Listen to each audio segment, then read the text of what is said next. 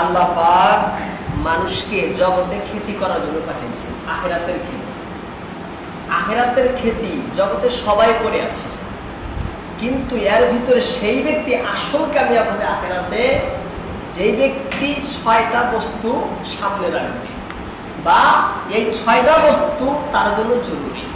1 number বস্তু ছিল নূরের নবুয়ত, যার উপমা হিসাবে তুলনা করেছেন তাকে সূর্যের সাথে আল্লাহ তাআলা। 2 নম্বর বস্তু দরকার নূরের বিলায়াত, বিলায়াতের নূর, ওলি হওয়ার নূর, ওলিদের নূর বলা হয়। কিসের নূর? ওলিদের নূর, ফারাসাতে আউলিয়া, ওলিদের ফারাসাত। ওলি আল্লাহ যারা, আল্লাহর সাথে যাদের সম্পর্ক হয়ে যায়, আল্লাহর যারা প্রেমিক, আল্লাহর যারা আশিক, আল্লাহর সাথে যাদের গভীর সম্পর্ক হয়ে গেছে, ওই সমস্ত মানুষই তো ওলি আল্লাহ, তারাই তো আল্লাহর প্রেমিক, তাদেরকে বলে আউলিয়া। জগতের ভিতরে সব থেকে বড় ওলি হলে আবু বকর সিদ্দিক রাদিয়াল্লাহু তাআলা। সব থেকে বড় ওলি কে? হযরত আবু বকর সিদ্দিক রাদিয়াল্লাহু তাআলা আনহু। সূরা ফাতিহার ভিতরে প্রত্যেক নামাজেই আমরা কি বলি?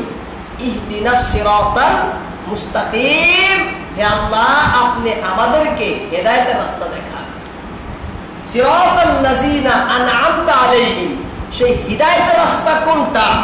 আল্লাহ বলতে পারতেন জান্নাতের পথটাই হিদায়াতের পথ, হ্যাঁ রাসূলের পথটাই হিদায়াতের পথ, তা না বলে আল্লাহ কি বলছেন এখানে? ব্যক্তির কথা তুলে ধরেছেন। কার কথা? ব্যক্তির কথা।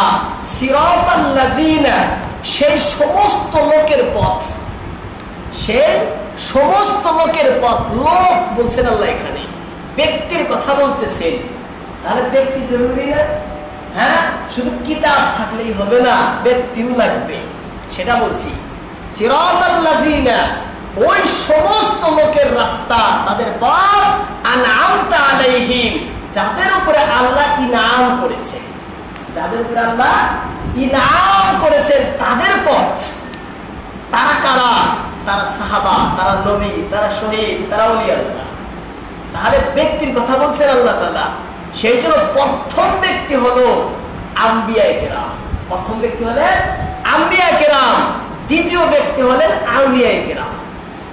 প্রথম ব্যক্তি সমস্ত নবীগণ, দ্বিতীয় ব্যক্তি সমস্ত আউলিয়াগণ। এই যে আউলিয়া ওলি, এদেরকে বলা, এদের যেটা কার্যক্রম, এরা যেটা মানুষকে দেয় সেটা দেয় নূরে বিলায়াত। তারা দেয়, তারা কি দেয়? নূরে বিলায়াত দেয়। এই নূরে বিলায়াতকে আল্লাহ তাআলা এই সূরার ভিতরে উপমা দিয়েছেন, তুলনা করেছেন চন্দ্রের আলোর সাথে।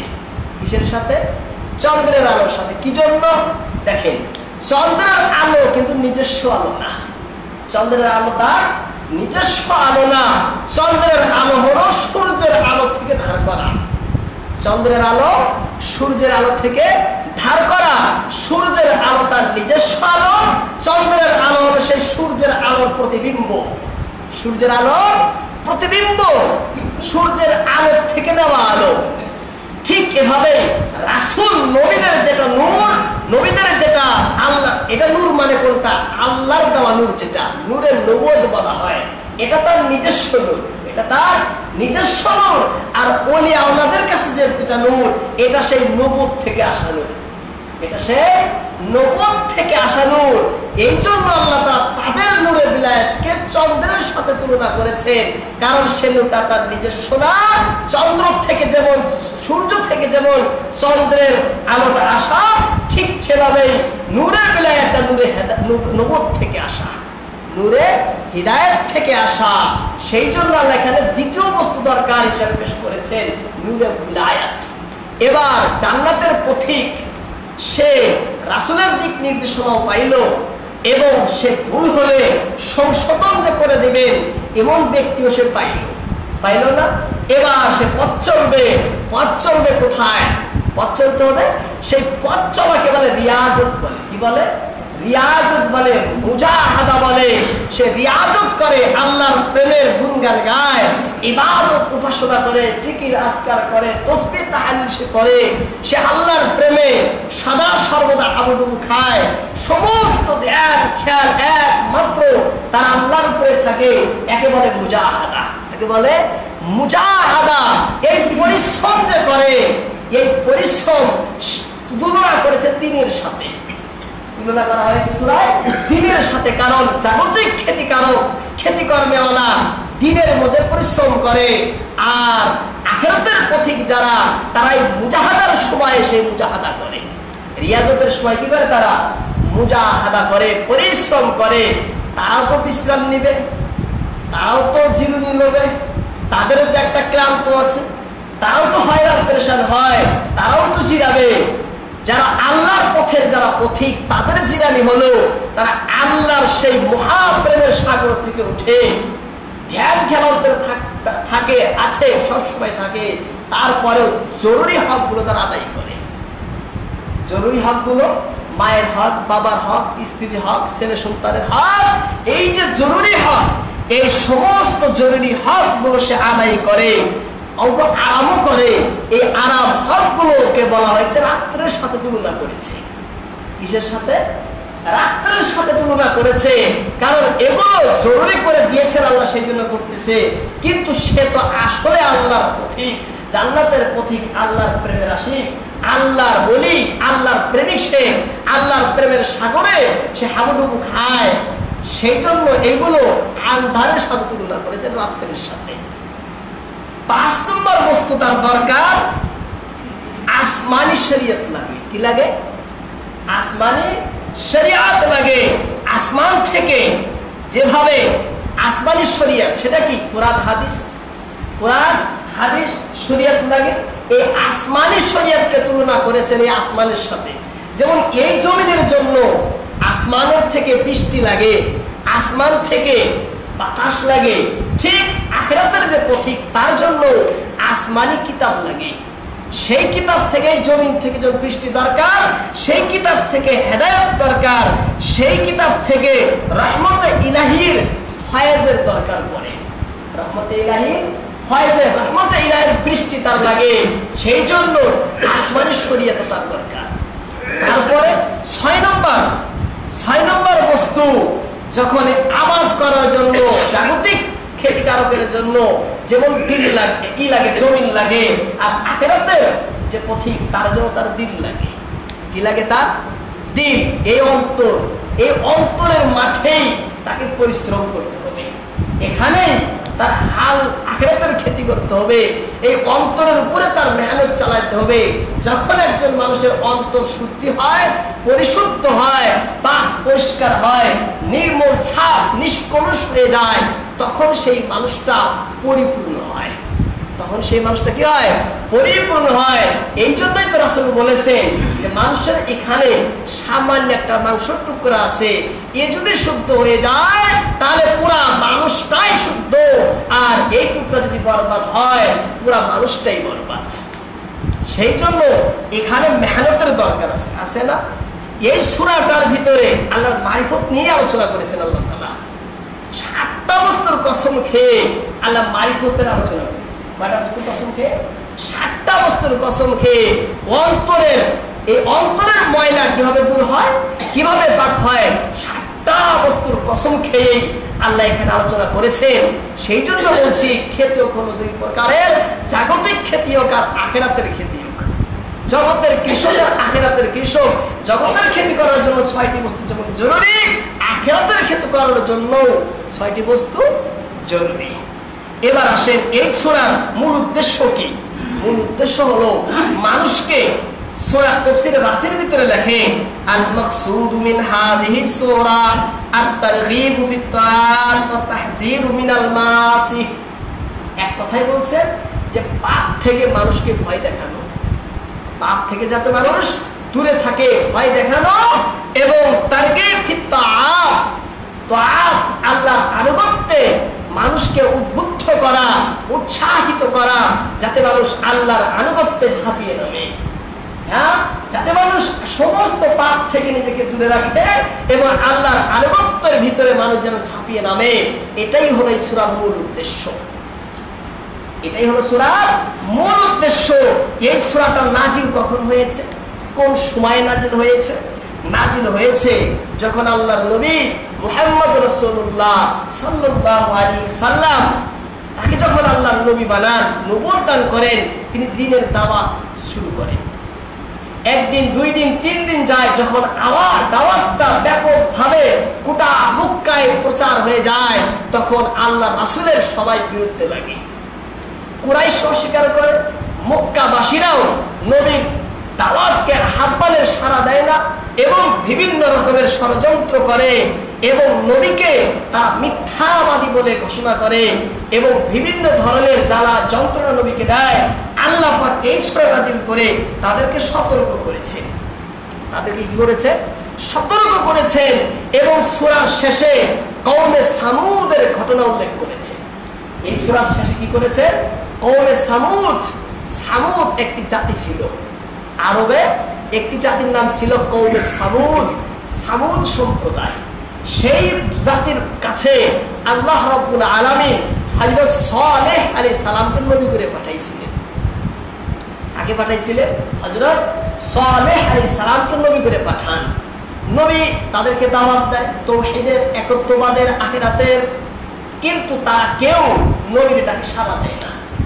তারা এত অর্থশালী এবং শক্তিশালী ছিল যার কোনো তুলনাই নাই। টাকার অভাব ছিল না, ধন সম্পদের অভাব ছিল না, তাদের শক্তি, সামর্থ্য, ক্ষমতা, দক্ষতার তাদের অভাব ছিল না। তারা বড় বড় পাহাড় কেটে তারা ঘর বানাইতো, বড় বড় পাহাড় কেটে তারা ঘর বানাইতো, দালান কোঠা, অট্টালিকা তারা বানাইতো পাহাড় কেটে কেটে। এত শক্তিশালী, এত পাওয়ার ছিল সেই সম্প্রদায়ের, সেই কওমের। আল্লাহ তাদের কাছে যখন নবী করে পাঠান, তারা কেউ মানে না। তারা এক সময় বলে, যেহেতু তারা পাহাড় কেটেই, পাহাড়ে বেশি তাদের থাকা, সেই জন্য বলছে, হে সালেহ, যদি তুমি এই পাহাড় থেকে উঠিনি, একদম তাজা তরতাজা উঠিনি এবং গাভীর উঠিনি যদি বের করে আনতে পারো, তাহলে আমরা তোমাকে নবী বলে মেনে নিব।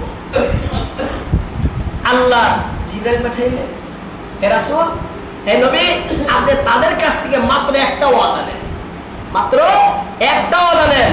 হ্যাঁ, আমি অবশ্যই আল্লাহর ইচ্ছায় এই পাহাড় থেকে উটনি বের করে দেখাবো, কিন্তু তোমরা ওয়াদা করো ঈমান আনবে কিনা। তোমরা ওয়াদা করো ঈমান আনবে কিনা। যদি তোমরা স্বীকার করো, ওয়াদা করো, প্রতিজ্ঞাবদ্ধ হও যে আমরা ঈমান আনবো, তাহলে আমি উট বের করে দেখাবো। তারা সবাই স্বীকার হলো যে ঠিক আছে, আমরা ঈমান আনবো, উট বের করে দেখাবো। আল্লাহর নবী যখন বললেন আল্লাহর ইচ্ছায় উট বের হয়ে আসো, সঙ্গে সঙ্গে গাভীর উটনি বের হয়ে আসলো। আসার সাথে সাথে সে বাচ্চা প্রসব করল, দুটাই বাচ্চা। এবার তারা সবাই নবীকে বিভিন্ন জাদুকর ইত্যাদি নানা রকমের কথা শুরু করলো। কেউ নবীকে আর মানল না, স্বীকার করলো না, ঈমানও আনলো না। যখন ঈমান আনলো না, লম্বা ঘটনা সংক্ষেপে বলছি, ঈমান না আনার পরে তখন তারা, রাসূল তাদেরকে বললেন যে দেখো, তোমাদের উপরে কিন্তু আল্লাহর আযাব চলে আসবে, চলে আসবে, আল্লাহর আযাব চলে আসবে। এবার আল্লাহর আযাব আসার লক্ষণ কি? লক্ষণ দিন হলো যখন ফাইনালি যখন আযাব চলে আসবে, তার 3 দিন আগে তোমাদের ভিতরে 3টার অবস্থা সৃষ্টি হবে। কয় অবস্থা? 3টা। প্রথম দিন তোমাদের চেহারা সবুজ রং হয়ে যাবে, সকলের চেহারা কি হবে? সবুজ রং, এই পাতা রং হবে সবার চেহারা। দ্বিতীয় দিন সকলের চেহারায় লাল রং হবে। কি হবে? লাল রং। আর তৃতীয় দিন সবার চেহারা হয়ে যাবে কালা। তৃতীয় দিন সবার কি হবে? কালা চেহারা হবে। ইশারা দিয়ে দিলেন নবী। এবার যখন বাস্তবিকই আল্লাহর আযাব যখন চলে আসলো, সকলের চেহারায় সবুজ হলো। এখন তো আর কান্দাকাটি করে লাভ নেই। আল্লাহর আযাব যখন চলে আসে, তখন তওবা কাম দেয় না। আল্লাহ তওবা তখন গ্রহণ করেন না। কিয়ামতের আগে তওবা হবে, এক সময় তওবার দরজা বন্ধ হয়ে যাবে, হবে না? যখন মানুষের মরণ যখন গলায় আসে, তখন তওবা করলে আল্লাহ তওবা কবুল করেন না, এর আগে তওবা করতে হয়।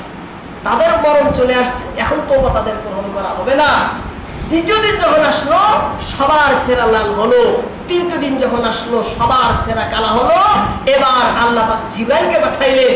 জিবরাইল এসে এত জোরে একটা চিৎকার মারলেন, সেই চিৎকারে তার সকলে জমির মধ্যে লুটাইয়া পড়ে গেলেন আওয়াজে। এবং আবার আল্লাহ সেই চিৎকারের জমিনের ভিতরে ভূমিকম্প সৃষ্টি হলো। কিসের সৃষ্টি হলো? ভূমিকম্প। এত বিশাল ভূমিকম্প, ধীরে ধীরে সকল মানুষ সেই জমিনের ভিতরে চলে গেল। সব মানে ফেটে, জমিন ফেটে সবাই এক মুহূর্তের মধ্যে সমস্ত জাতি, সমস্ত সম্প্রদায় দুই সাত হয়ে গেল, মাটির গভীরে চলে গেল। তাদের কোনো নাম নিশানো নেই, তাদের কোনো নাম নিশানো নেই। এই ঘটনা সূরার শেষে উল্লেখ করে মক্কাবাসীকে, কুরাইশদেরকে আল্লাহ সতর্ক করেছেন, হে কুরাইশরা, মক্কাবাসীরা, এই যে রাসূলের দাওয়াত যে অস্বীকার করতেছো, রাসূলকে যে মিথ্যা বলতেছো, এই যে দেখো বাস্তবে দুনিয়ার ভিতরে আমি কিন্তু আযাব পাঠিয়ে দেই। দুনিয়ার ভিতরে আমি দুনিয়াতেই আযাব পাঠাই। আখিরাতের আযাব তো নির্ধারিত, চির নির্ধারিত, আসবেই আসবে। কিন্তু আমি কিন্তু দুনিয়াতে আযাব পাঠাতে পারি। হ্যাঁ, সতর্ক করছেন যে সতর্ক হয়ে যাও, সাবধান হয়ে যাও, জগতেই কিন্তু আমি তোমাদের প্রতি আযাব পাঠাতে পারি। এই সময় এই সূরাটা নাজিল করেছেন। আল্লাহ পাক এই উম্মতের উপরে আযাব কেন পাঠান না? আল্লাহ রাসূল দোয়া করেছিলেন যে আল্লাহ, আমার আপনার কাছে দোয়া, আমার উম্মতকে ব্যাপকভাবে আযাব দিয়ে আপনি ধ্বংস করিন না। এই জন্য আজ গোটা পৃথিবীতে মানুষ টিকে আছে। মানুষ এই যে এত নাফরমানি, আল্লাহর সাথে বিরুদ্ধাচরণ করার পরেও মানুষ টিকে আছে একমাত্র রাসূলের দোয়ার বরকতে। দোয়ার বরকতে মানুষ টিকে আছে। নাইলে সেই অন্যান্য জাতিকে আল্লাহ তাআলা কওমে লূত, কওমে সামুদ, কওমে হুদ, এদেরকে যেভাবে হালাক করেছিলেন, তার থেকে যে কারণে হালাক করেছিলেন, বর্তমানের উম্মত সেই পাপগুলো তার থেকে বেশি করে। যে অপরাধের কারণে কওমে সামুদকে আল্লাহ হালাক করেছেন, সেই অপরাধ এই উম্মতে তার থেকে বেশি করে। কওমে লূতকে যে অপরাধের কারণে আল্লাহ হালাক করেছিলেন, সেই অপরাধ এই উম্মতে সবথেকে বেশি করে। তারপরেও কেন টিকে রয়েছে? তারপরেও কেন ধ্বংস হয়ে যায় না? তারপরেও কেন তার নিপাত যায় না? তারপরেও কেন আল্লাহ ব্যাপকভাবে আযাব পাঠান না? তাদেরকে একবারে হালাক করে নিস্তনাবুদ করে কেন দেন না? একমাত্র রাসূলের দুআর বরকতে, একমাত্র রাসূলের দুআর বরকতে। এই কথাই আল্লাহ পাক সতর্ক করেছেন সেই মক্কার কাফেরদেরকে, এই কাফেররা সতর্ক হয়ে যাও, রাসূলের বিরুদ্ধাচরণ করো না। আমি যদি ভাগে এসে যাই, দুনিয়ার ভিতরেই তোমাদেরকে আযাব পাঠিয়ে দেব। এই ইঙ্গিত দিয়েছেন আল্লাহ তাআলা সূরার ভিতরে। তারপরে এই সূরার আলোচ্য বিষয় কি? সূরার আলোচ্য বিষয় তাফসীরের ভিতরে লেখা হয় যে এই সূরার ভিতরে আল্লাহ তাআলা মানুষকে তাওহীদের, আখিরাতের দাওয়াত দিয়েছেন। তাওহীদের এবং আখিরাতের দাওয়াত দিয়েছেন, এবং এই তাওহীদকে, আখিরাতকে অস্বীকার করলে কি শাস্তি হবে, তার কি পরিণতি হবে, এই পরিণতির কথা সূরার ভিতরে বলেছেন। তালুনপুরি রাহমাতুল্লাহ আলাইহি তাফসীরে হিদায়াতুল কোরআনের ভিতরে বলেন যে মানুষের মধ্যে দুটি বৈপরীত্য, বিপরীতমুখী বৈশিষ্ট্য রয়েছে। দুনিয়ার সমস্ত মানুষের মধ্যেই বিপরীতমুখী দুইটি বৈশিষ্ট্য রয়েছে, সবার মধ্যে রয়েছে। একটা হলো ফেরেশতা সুলভ বৈশিষ্ট্য, আর একটা হলো জানোয়ার সুলভ বৈশিষ্ট্য। হ্যাঁ, ফেরেশতার মতো ব্যবহার, আর একটা হলো জানোয়ারের মতো ব্যবহার। হ্যাঁ, এই গুণটা সমস্ত মানুষের মধ্যেই আছে, আছে না? ফেরেশতা সুলভ বৈশিষ্ট্য আর জানোয়ার সুলভ বৈশিষ্ট্য, জীবজন্তু সুলভ বৈশিষ্ট্য সমস্ত মানুষের মধ্যে আছে। আর এই কথা আল্লাহ তাআলা দলিল স্বরূপ তিনটি বস্তু, বিপরীতমুখী বস্তুর কথা এই সূরায় তুলে ধরেছেন। যেমন চন্দ্র সূর্য, দিন রাত, চন্দ্র সূর্য, দিন রাত, এইভাবে আল্লাহ তাআলা মানুষের সামনে পেশ করেছেন, যাতে মানুষ পরিষ্কার ভাবে বুঝে যে একটা মানুষের মধ্যে ভালো আছে, মন্দও আছে, মন্দ করার ক্ষমতাও তার মধ্যে আছে, ভালো করার ক্ষমতাও তার মধ্যে আছে। উভয় প্রকার শক্তি আল্লাহ পাক মানুষকে রেখে দিয়েছেন। এবার সে কোন শক্তি কোন কাজে প্রয়োগ করে, কিভাবে প্রয়োগ করে, এটা তার নিজস্ব ইচ্ছা, নিজস্ব ব্যাপার। ভালো গুণও তার মধ্যে আছে, খারাপ গুণও আছে। যদি ভালো গুণ ভালো কাজে খাটায়, খারাপ গুণ খারাপ কাজে খাটায়, তার বিপরীত, অর্থাৎ যে কাজে আল্লাহ পাকে সৃষ্টি করেছেন তার বিপরীতে করে, তার ফল, তার পরিণতি সে অবশ্যই ভোগ করবে। তাফসীরে তাদরিসে কোরআনে লেখে যে আল্লাহ পাক এই সূরার ভিতরে 7টি বস্তুর কসম খেয়েছে। কয়টি বস্তু? 7টি বস্তুর কসম খেয়ে বলছেন যে কারা আখিরাতে কামিয়াব হবে, কারা আখিরাতে নাকাম হবে। আখিরাতের ময়দান যখন সাজবে, আল্লাহ যখন বিচারে বসবেন, সমগ্র মানুষই আল্লাহর সম্মুখে উপস্থিত হবে। উপস্থিত হওয়ার পরে সেই সময় কোন মানুষ কামিয়াব হবে আর কারা সেই দিন নাকাম হবে, তাদের পরিচয় কি, সেই আলোচনা করেছেন আল্লাহ পাক এই সূরার ভিতরে 7টা বস্তুর কসম খেয়ে। কয়টা বস্তু? 7টা বস্তু। আল্লাহ রাব্বুল আলামিন সূরা শামসের প্রথম আয়াতে বলেন, ওয়াশ-শামসি ওয়া দুহাহা, সূর্য ও তার বিস্তৃত রোদের শপথ। ওয়াশ-শামসি ওয়া দুহাহা, শপথ সূর্যের ও তার কিরণের। ওয়াশ-শামসি ওয়া দুহাহা, সূর্যের কসম এবং পূর্ণ দিনের কসম।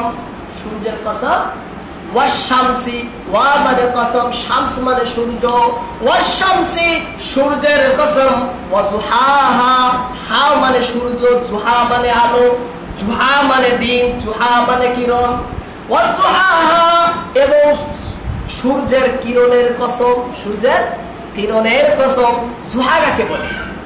আসলে জুহা বলা হয় এই যে দিন রাতকে, দিন রাতের সময় 24 ঘন্টিয়া সময়কে যদি আমরা ভাগ করি, 8 ভাগে ভাগ করা যায়। কয় ভাগে?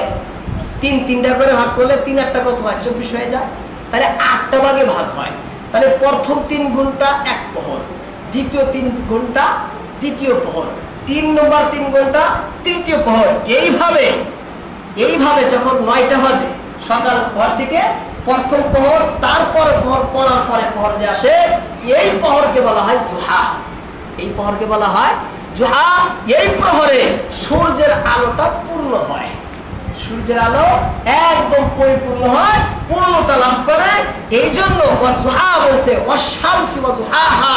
আর এই পূর্ণতা আসে এই জন্য সূর্যের রশ্মিরা জমিনের উপরে পূর্ণরূপে পড়ে।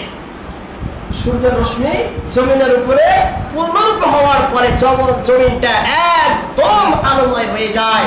এই জন্য আল্লাহ বলছেন, ওয়াশ-শামসি ওয়া দুহাহা, কসম সেই সূর্যের এবং সেই সূর্যের ফলে হওয়া জগতের প্রহরের, জগতের প্রহরেরও কসম। এবার এই সূর্যের ভিতরে কয়েকটি জুহার বিভিন্ন ব্যাখ্যা এসেছে, সেদিকে আমি যাই না। ওয়াল কমারি ইযা তালাহা, দ্বিতীয় আয়াতে বলছে ওয়াল কমারি ইযা তালাহা, চাঁদের শপথ যখন তা সূর্যের পেছনে পেছনে আসে। ওয়াল কমারি ইযা তালাহা, শপথ চন্দ্রের যখন তা সূর্যের পশ্চাতে আগমন করে। ওয়াল কমারি ইযা তালাহা, শপথ চন্দ্রের যখন তা সূর্যের পর আবির্ভূত হয়, যখন তা সূর্যের পরে চলে আসে।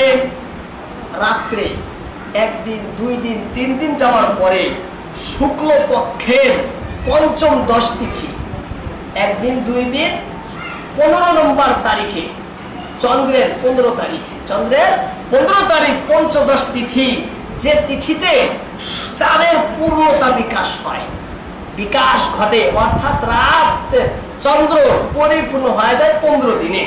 সেই তিথিতে চাঁদ তার পূর্ণ চেহারা চলে আসে। অর্থাৎ প্রথম যখন চাঁদ উঠে সামান্য একটা লকিরের মতো হয়। 1 দিন 2 দিন 3 দিন যখন যায়, চলতে চলতে যখন 15 দিন চলে আসে, তখন রাতের চেহারাটা পরিপূর্ণ হয়। পরিপূর্ণ হয় না? এই পরিপূর্ণ হয় এখানে ওয়াল কামারি ইযা তালাহা, এবং চন্দ্রের শপথ, এবং ইযা তালাহা যখন চন্দ্র রাত্রের পরে পরে আসে, তার মানে সেই রাত্রের পূর্ণিমা রাত্রের কসম। কিসের কসম? পূর্ণিমা রাত্রের কসম। এটা একটি তাফসীর। আরেকটা তাফসীর হলো, কয়েকটি তাফসীর করা হয়েছে যে চন্দ্রের কসমই, পুরা চন্দ্রের কসমই, পূর্ণিমার না, পুরা চন্দ্রের কসম। কিভাবে? যে সূর্যের কসম এবং চন্দ্রের কসম, যখন চন্দ্র সূর্যের পিছনে আসে, রাত যখন রাত শেষ হলে সঙ্গে সঙ্গে কি হয়? চন্দ্র ওঠে না। দেখা যাক না যাক, অল্প হোক বেশি হোক, তারপরেই তো চলে আসে, তার পিছনে পিছনে আসলো না। আর তালাহা মানে পিছনে পিছনে আসা। ওয়াল কমারি ইযা তালাহা, শপথ চন্দ্রের যখন চন্দ্রের যখন চন্দ্র সূর্যের পিছনে পিছনে চলে আসে। ওয়াল নাহারি ইযা জাল্লাহা, শপথ দিনের যখন তা সূর্যকে প্রকাশ করে দেয়, ওয়ান্নাহারি ইযা জাল্লাহা, শপথ দিবসের যখন সে সূর্যকে প্রখরভাবে প্রকাশ করে, ওয়ান্নাহারি ইযা জাল্লাহা, শপথ দিবসের যখন সে সূর্যকে উজ্জ্বল করে তোলে। ওয়ান্নাহার মানে দিন, ওয়ান্নাহারি দিনের শপথ, ইজা মানে যখন, জাল্লা মানে প্রকাশ করে, উজ্জ্বল করে, কাকে? হা, সূর্যকে। দিন সূর্যকে কি করে? প্রকাশ করে। রূপক ভাবে বলা হয়েছে, যখন সূর্য উঠে তখন দিন হয় না, পরিপূর্ণ দিন হয়। তাহলে এইভাবে বলছে যে দিনটাই রাত্রকে উজ্জ্বল করে দেয়। দিনটাই রাত কি করে? রাত্র চন্দ্রকে কি করে? উজ্জ্বল করে। অর্থাৎ যখন পরিপূর্ণ রূপে দিন উঠে সেই দিনের কসম। ওয়াল্লাইলি ইযা ইয়াগশাহা, চতুর্থ নম্বর কসম, রাতের কসম যখন তা সূর্যকে আচ্ছাদিত করে। ওয়াল্লাইলি ইযা ইয়াগশাহা, শপথ রাত্রির যখন সে সূর্যকে আচ্ছাদিত করে। ওয়াল্লাইলি ইযা ইয়াগশাহা, রজনীর শপথ যখন সে সূর্যকে ঢেকে ফেলে, যখন সে সূর্যকে ঢেকে ফেলে। ওয়াল্লাইল, লাইল মানে রাত, ওয়াল্লাইলি রাত্রের কসম, ইজা যখন ইয়াগশা আচ্ছাদিত করে, ঢেকে ফেলে, আবৃত করে ফেলে, কাকে? সূর্যকে। যখন রাত চলে আসে তখন তার সূর্য থাকে না। সূর্য না থাকার কারণে একদম জগৎ আন্ধারি আন্ধার হয় না? সেই অন্ধকারকে বোঝানো হয়েছে এখানে। সম্পূর্ণ আলো, এদিকে সম্পূর্ণ অন্ধকার। 5 নম্বর কসম, ওয়াল আরদি ওয়া মা তুহাহা, পৃথিবী তার কসম যিনি তাকে বিস্তৃত করেছেন। ওয়াল আরদি ওয়া মা তুহাহা, শপথ পৃথিবীর এবং যিনি তা বিস্তৃত করেছেন তার। ওয়াল আরদি ওয়া মা তুহাহা, শপথ ভূপৃষ্ঠের এবং ভূপৃষ্ঠে অবস্থিত সকল কিছুর। আল্লাহ বলছেন ওয়াল্লাই ওয়াল আরদি, আরদু মানে জমিন, ওয়াল আরদু মানে জমিন, জমিনের শপথ। ওয়া মা তুহাহা, এবং সেই সত্তার শপথ যিনি এই জমিনকে সৃষ্টি করেছেন, যিনি এই জমিনকে সৃষ্টি করেছেন।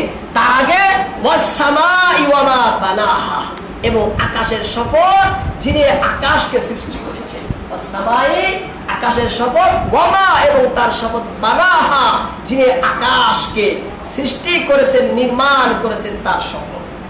এভাবে 70 নম্বর শপথ, ওয়া নাফসি ওয়া মা সাওয়াহা, মানবাত্মাও তার কসম যিনি তাকে পরিপাটি করেছেন। ওয়া নাফসি ওয়া মা সাওয়াহা, শপথ প্রাণীর এবং যিনি তা সুবিন্যস্ত করেছেন তার শপথ। ওয়া নাফসি ওয়া মা সাওয়াহা, শপথ মানুষের এবং তার শপথ যিনি তাকে সুঠাম করে সৃষ্টি করেছেন। ওয়া নাফসি ওয়া মা সাওয়াহা, শপথ মানব প্রবৃত্তির এবং তার শপথ যিনি প্রবৃত্তির স্রষ্টা ও বিন্যাসক। আল্লাহ পাক নফসের কসম খাইলেন। নফস মানে মানুষকেও বুঝাতে পারেন, নফস মানে মানুষের আত্মাও হতে পারে, নফস মানে এই যে মানুষের নফস আছে সেটিও হতে পারে। হ্যাঁ, ওমা সাওয়াহা, যিনি তা বিনষ্ট করেছেন তার কসম। এই 7টা কসম খেয়ে আল্লাহ পাক কি বলছেন? ফাআলহামাহা ফুজুরহা ওয়া তাকওয়াহা, অতঃপর তাকে তার অসৎ কর্ম ও তার সৎ কর্মের জ্ঞান দান করেছেন। আল্লাহ বলছেন কোনটা ভালো কোনটা মন্দ তার জ্ঞান মানুষকে পরিষ্কার ভাবে দিয়েছি। এবার কদ আফলাহা মান যাক্কাহা ওয়া কদ খাবা মান দাসসাহা, যে ব্যক্তি সেই জ্ঞান পেয়ে তার অন্তরকে পরিষ্কার করলো সে কামিয়াব, যে অপরিষ্কার রাখলো সে আখিরাতে নাকাম। আল্লাহ পাক আমাদের সবাইকে অন্তর পরিষ্কার করার জন্য তৌফিক দান। ফাআলহামাহা থেকে আগামী শুক্রবারে বিস্তারিত আলোচনা হবে ইনশাআল্লাহ।